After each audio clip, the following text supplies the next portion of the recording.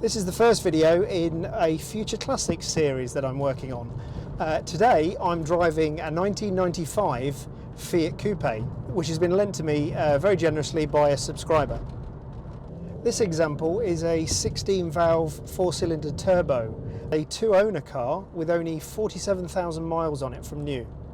They also did a naturally aspirated 4-cylinder as well, and then a couple of years later they came along with a 20-valve 5-cylinder. So this is kind of, I suppose, the middle of the power range that was available during the whole car's lifetime.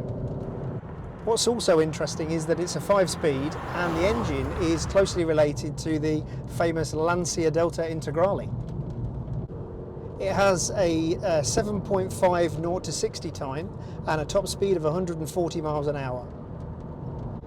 Right, so for a 25-year-old car, it's amazing how many features it's got that you'd expect just on modern cars.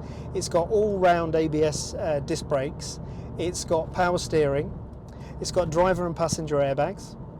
This particular example was a Fiat demonstrator when it was new, so as well as it being loaded with a lot of great kit anyway, like electric windows and an electric sunroof, and electric mirrors as well, it's also got a full leather interior, which was £1,000 option, and it's also got air conditioning as well, which is quite unusual, and that was £1,000 as well. So the history of the Fiat Coupe is quite interesting. Towards the end of the 80s, Fiat had got a bit of a dull image. They'd made a lot of sort of Euro boxes like the Tipo and the Punto and things like that. And Vauxhall had got quite a lot of success from the Vauxhall Calibra. So they thought, obviously, they wanted to get back into a sort of a design-led type of car. And the Fiat Coupe was sort of charged with heading that up. So there was a joke in the Fiat Design Centre in the 80s that Fiat wanted everything from the Iveco trucks all the way through to the Formula One Ferrari cars to be designed to be based on the Fiat Tipo. So they had a bit of a sort of a design contest with the design of the Fiat Coupe between the internal Fiat design team and Pininfarina. And the internal design team was headed up by Chris Bangle at the time. And they came up with the exterior design, and Pininfarina did the interior. But you'll find Pininfarina badges on the inside and on the outside as well. So it was looking as though the Pininfarina design was going to win. They did like the Chris Bangle design because it was edgy, it was classic, but it was kind of futuristic as well, but it wasn't too retro. But it was seen as though the Pininfarina design was going to win because there were some problems with the aero of the Chris Bangle design. What they had to do was they had to resubmit the design and chop the back off and give it more of a cam tail, which gives it its quite distinctive look at the back. And then that won it for the Fiat judges, and they saw that the Fiat design was much more in keeping with what they were looking for. The Pininfarina design went on to become the Peugeot 406 Coupe. So Pininfarina got to build the car as well, and they built it at a new factory that they'd built for the Cadillac Alante, which you may have seen on Hoovie's Garage if you watch Hoovie's Garage.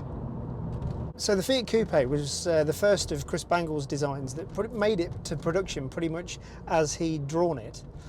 Also, Fiat said that a lot of the design with the parts, everything was so pretty that any part of it could go into a museum. They also chose 5 colours for the car that were related to the racing colours of different European nations. So after the Fiat Coupe, Chris Bangle left in sort of late 1992 and went to BMW, and we all remember what happened there with the 5 Series, the 7 Series and the Z4, quite controversial designs, still seen as quite edgy. But Chris Bangle still sort of says that one of the designs that he's most proud of is the Fiat Coupe.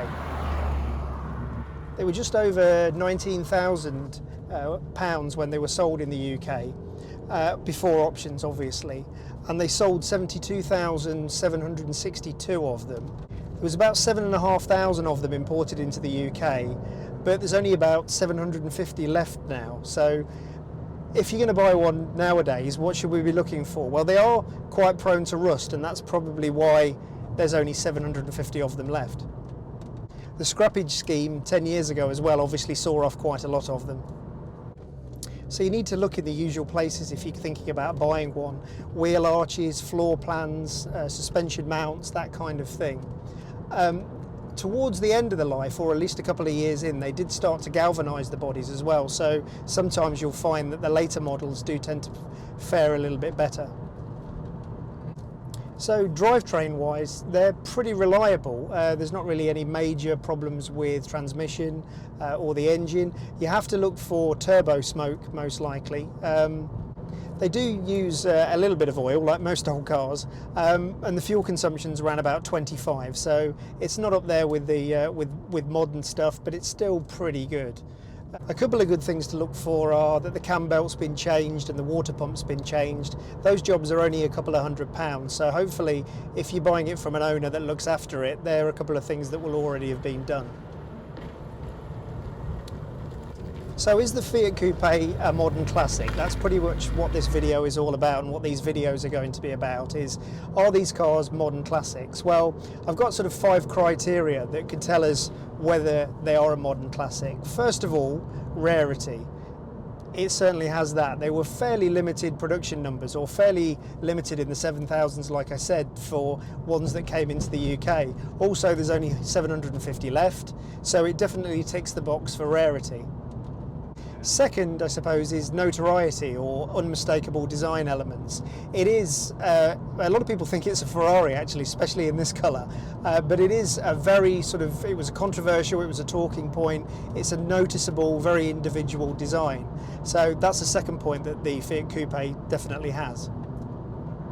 Thirdly, I suppose from a kind of a car gathering point of view and an ownership point of view, does it have an interesting story to tell? Well, it does. You know, the Chris Bangle story, the fact that it wanted to be more design led and lead the Fiat group, I think that is an interesting sort of check. So that's 3 out of 3 so far. So fourthly, usability. Is it usable? So is it something that you can sort of take along to a show or use every day even? And I think, yes, it definitely is. It's got a lot of the mod cons of modern cars. This isn't the top of the range or the 20 valve 5-cylinder car, but it certainly can keep up with traffic. It's very much like driving a modern car. It doesn't feel a huge amount older than my Audi A4.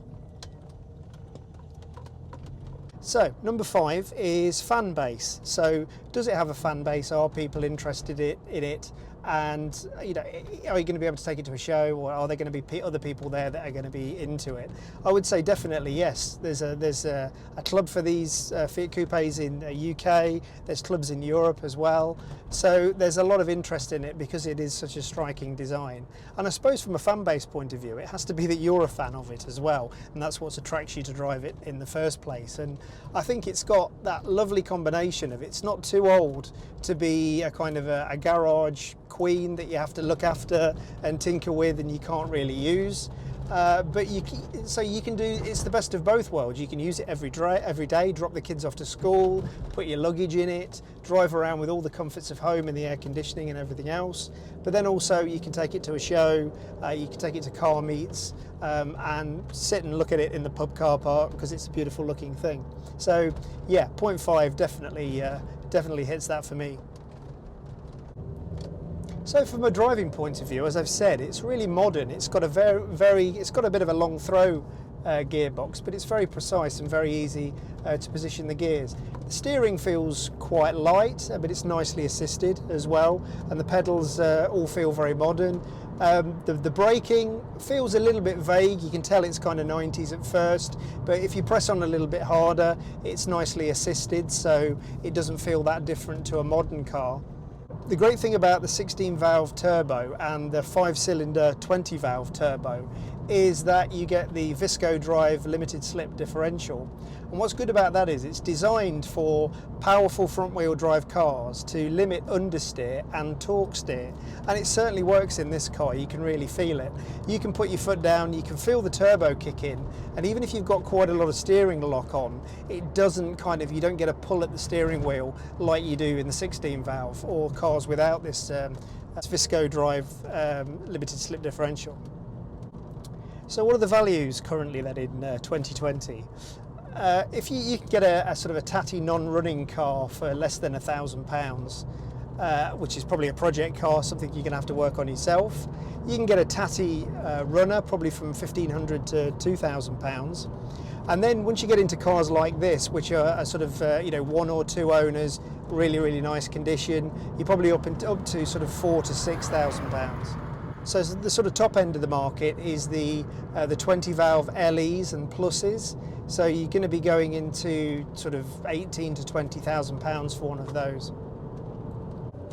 So I hope you've enjoyed this video on the Fiat Coupe. I'm hoping to do a few more videos in the Future Classics series. So if you've got a car that you see as a future classic and you'd like me to feature it on these videos, give me a shout. I'll put a link in the description below, or you can look on the About page on the YouTube channel. Thanks very much for watching.